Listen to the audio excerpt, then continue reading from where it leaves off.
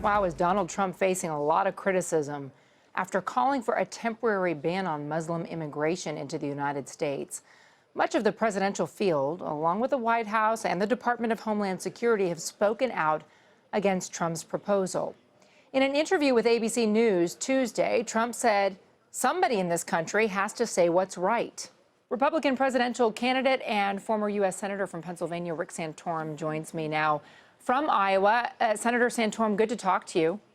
Well, thank you, Contessa. Good to be with you. Thanks for having me on. Can I ask you, when we're talking about what keeps the country safe, do you think that Donald Trump's proposals have value?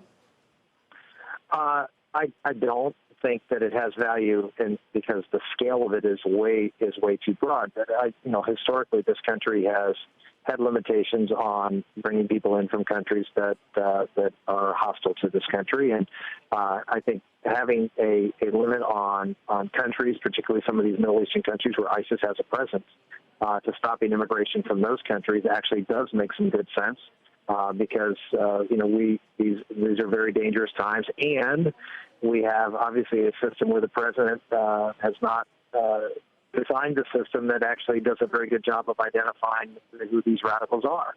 And until we come up with a system that is better, I don't think we can be taking people from areas where ISIS has a substantial presence. When you say the process is so poor, can I just ask you to clarify? Because the husband, the San Bernardino shooter, was a U.S. citizen. He was born here. Yeah, but the other person was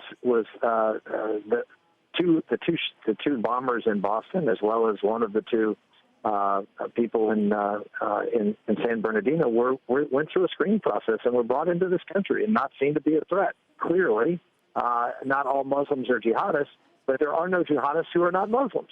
Senator, there are killers who are not jihadists, and there are killers who are not Muslim.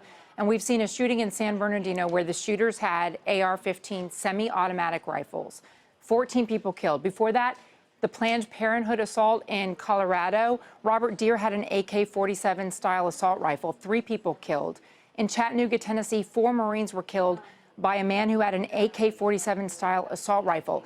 If your goal is working toward zero threat, 100% security, then why aren't you equally as adamant about focusing on guns?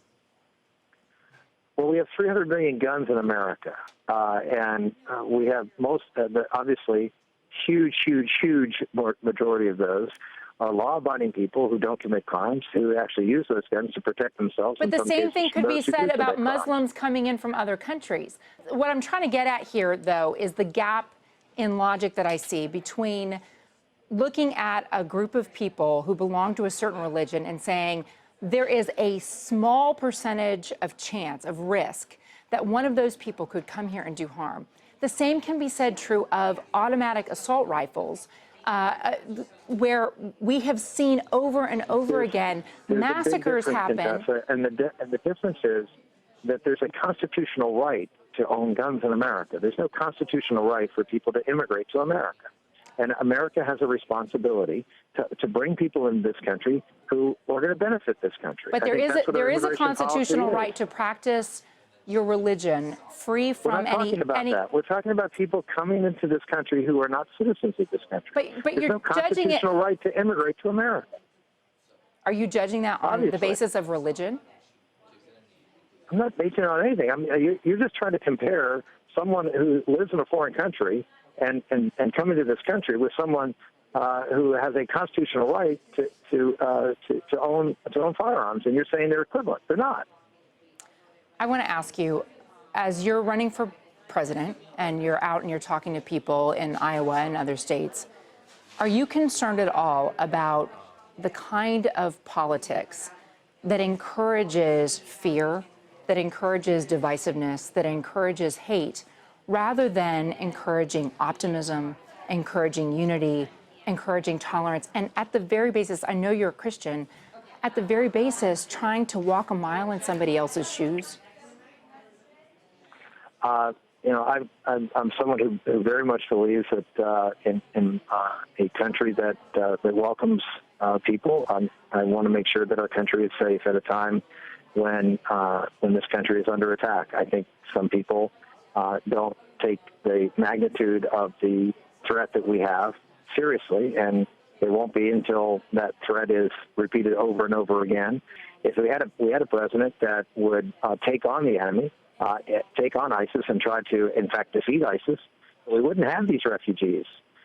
Why do you think that the threat of Islamic terrorists hiding in a group of vetted refugees from ISIS violence in Syria, why do you think that that's more of a, let me finish.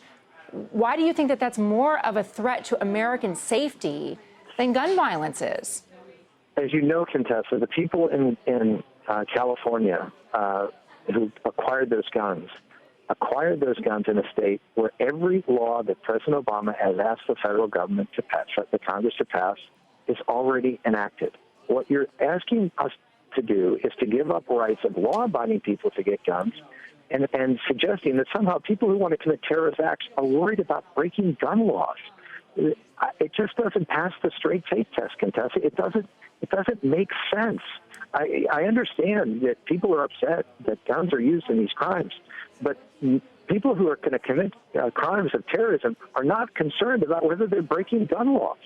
Just like people who are willing to commit murder aren't concerned about violating the law against committing murder. Senator, I appreciate so much that you've joined us. It's been a lively, very informative conversation. Thank you.